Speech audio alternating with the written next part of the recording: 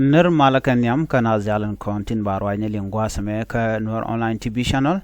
biya kamal neri yandial an walla chanka waldish ka payngwan ron kina dangra wiri jan dangra wiri dich bana ler me bana jeling to kon ka ler dangra te bana lat gwa same men yam ta kur dana to ka great apnal state ka panyekang ka wach an la Nuer kon la jeshen bor ka pagaak tin men ci kana lat bana right tin kenyam ka kora bana right ka dom lat ken wo balat kam maiwut ken paloch kume dunkir ma yadit ke kuma South Sudan bana ka linkan ler dangrawti kan kono nyamre rwanti ti mi jiram jedit ka Nuer online TV channel naga jeno jen der notification bell der je twine ka der subscribe mi nyono ku channel ku je support ko mate ga ler mi shi bare ba chamala shi bakaji ka do padanan dai malin kaje ban ler me ban jalat ka gwade men biya ngaj ala wedan South Sudan tele jamal kanide kontin je ka shoje me ka Nuer ko kan Nuer kanide kontin kwala nyak dor chop ko jan bakali do ngwan tin Nuer tani te ka tanyen ko jan bakali do ngwana shuba ko do dial jan bakali do ngwan de ko lar na wona no dor jan bakali do diak du no te kon ka Nuer te kujemi tin ne de kontin kwala use ko bi kan Nuer bi kan ka nak cire mangai kona goy are ler kan me kan ler banaling men yam Nuer tin te ka pagaak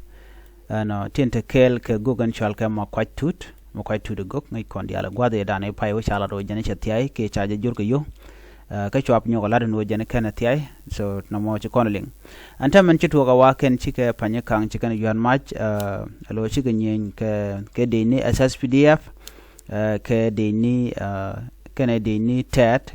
shirme ngai kon ne chawu de shwala ngada me chaje direct ala ulun Johnson ulun ulun jen Ramadan and kepa gwelek force so gwelek force ken ke dini chit ken ke jejen bo chit ken ga wayame du no ken chaw mo ke bihene SSPD abalo ter kan kor la jikuma kel ke dini tin la dini dinka ke dinka militias so chikan kor mo chikan tok shirme ngai kono na pan ntame che togo no cha panyikang chala rojen chaje kebeken no ko watch la pani kang lan ko la ra yujin chal ka watch chikana kaban doromo ke liko dobran chalat kije chalat ro chi do no malakal o malat ke Nuer ke jan gwasme o te ke mi balat la rescue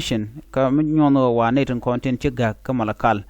de ga kamrar ki de ga nongrar ko ken cha ka mi de longa jang kana te atiri me ngai kono no antama lat ke jega long ko manda la roda ngai kono mi te ko mi to kam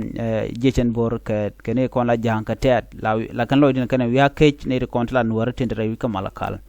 ashanga man tandi ngene kono malakal no chunga kel ke kuma ko chunga kel ka kwang shorale ko kwang shorale jara manda la din la ka jek ko chaje boy kwarka no shalinga no wudi shal ke Johnson lo nyano chaje yen re wi ke juba ko jan kan la de shal me shal har kan jalat chab gi jino dong na me shi to kon fonde en Johnson lo yos kan je ko ba dore chi man ne tad ba ko tuk ala sholo janda na yos ke kirmi yadit ko bi terbe chuta kam Nuer ken tad kan je gwano ponde ulun che ko Nuer che de lo but ko chaja kwanya la Ramadan bi dizaman bi carried out ka kan je long je ko larga je en go jen e chaje yen ke cha yen re ko jen chela jal ko kan lun jok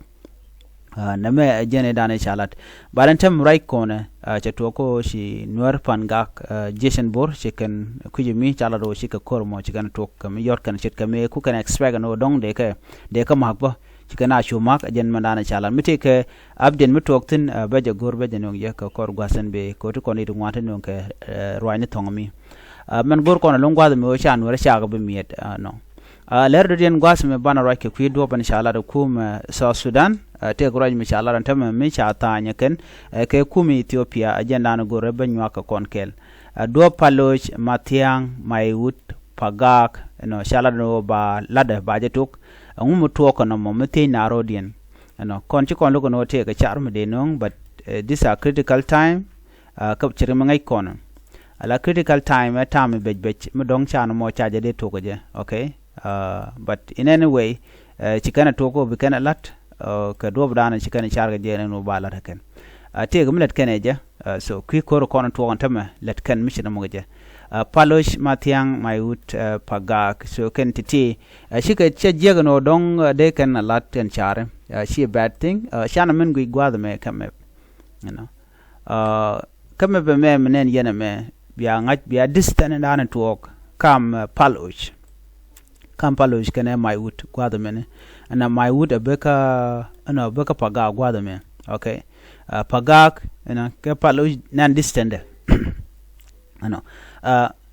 biya ngaje no ala kume kirme yadin man gora murai kon ka ta shar ti ko man biya ngaje gwa shar she chaje tong no wal bat chi kirme yadi chaje nok at this time there are teaching mun nok kire je no ba shar ba je tok ye char ba je tok ko gor je no ben no la na me ke le ba je control an gwad me den wertin ba je control je ndanan let melet kire so ram gaye anu na me she invasion no kaje je na me dom ba nuer ba ko control kaje ano shirka mangai kon diale kon no ngam de gwad me shan munu ala palo jen gwad danen ti ngadatin ti liete okay she mangai kona na me palo so palo reng midit no ngai kona chara jenene but chara kan lat she mi jin bi gwad bi jigno chara chi belel chi betel somewhere around alo tele char mi jen mi dele ben ka mai wud gwad me no shirman gor kono no mai udar te ka char but tele char direct char mi de ko laro char mi dit mo dong de ka liye de kan no ngaje so tele way out kaka so anyok benat ka paga gwad me ko sen pagaak nyu de gwa no a strategic town kanete kontela janko agent based so in order for them to rescue their people la soldier in gwadamo la dini kentin la dini jane so gorgano be ken chara mo be ken pe then another way che jegno de sha de jalat ko ngai kona gwano nena gonu let me simply say it gor kum so sudan gor jeno de liet dan te paloch me te palo gwadamo no de jako de jajal kon kum me to ka ngademi me to ka sudano che fele lo tera do mo nan ka liet ke je so na me a strategic way medong de liet bo de jenong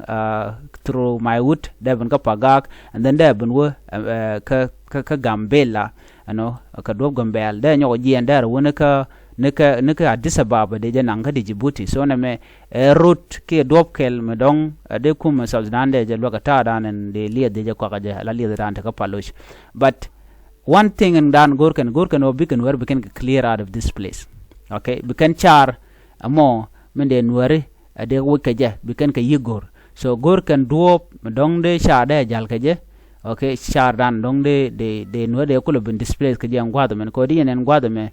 to ka kajen mai wuda we ka wi dialati ne to gwado mo no mishi char me chaire leka ko an pagaak te ka border den ngaje no te ka border chiga bridge na me jen bridge nan la bridge nan ta ngadaten men ku South Sudan kene Ethiopia ku jela connect so ko be kula du talk and char me share je che share go ko kana lat gore je balat ka men shala spell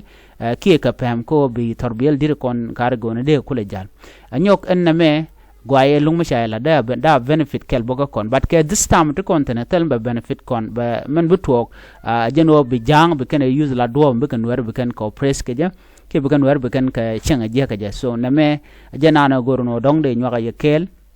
reler kana me ko gor kono de kono tuok de kon kan haj so eno ba paloch mathiang maiwut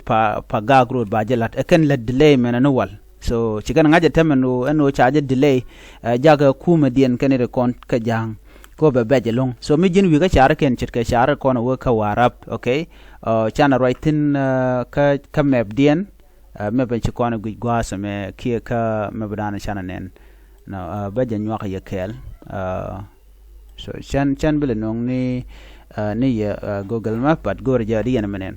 ala share ken titi kene dialati la lake warap bargazal kan dial western bargazal me ala share to gwaza men jene ka central equatoria jene ka eastern equatoria wene ka radian ga kujimi share dial kan kare alaka tele share men jeka ka jente ka highway ne okay bar mi jene bi ka jongle gwaza me nothing me share dan ken that's nothing jene wi ka unit state ba ngod ba unit state ne dial na jene ka joko mena bana kulo ba ka warap bana kulo ben unit state so kan wer panken tegdian bede ko me jen share jene ka juba loko kare western equatoria na me jen godan to korrect western equatoria gom western bargazalian goda kon korten ne ti changa ke je kan ngane ane kon la jang okay ko ji equatoria tanien chang ke je ko chicken chunkel ga kirmi yadit especially western equatoria jen godan te ne chal ka zande neten azan de tigatin anotin de shalka belenden tigatin so kan do dangra ti chaka ko doro de kirma yadi tiga korgwal maga western equatorial tandien te ka spele mayo tandien tiga ka kirma yadi so azan de ne yot ka kirma yadi ko bikane ti bikan kana ala belenden so ajen dan to wontam so mugoro di but neten kontin ci chungo kon kel kietin chungo kon kel bana kan aje no kan an so ne de konen tie ka jangan dial kwa ki influence ka yo wa jang ko jen dan le jangan tama so mugur kono bana go kone ko la Nuer bu kon ngaje no doran jane jongle unity apanal kan go dialati bana ngaje no dor kon tegetin gwad me met kon ka jangten bo te jang to tegetin so kan jang to te ga tat so da bordering tat so gane to bo gor kan gwen mo gwa ajen chinwer ka nyot of course but la ka yos ka kirma yadit ko kirma yadit jen chane ken chega use la use ne jang nan ko ken konen ko kimana le roda re kumaka e dong be ko le take position didit but jen goro no kwa population yen kwa je reduce ne de content la ja ne kirma yadit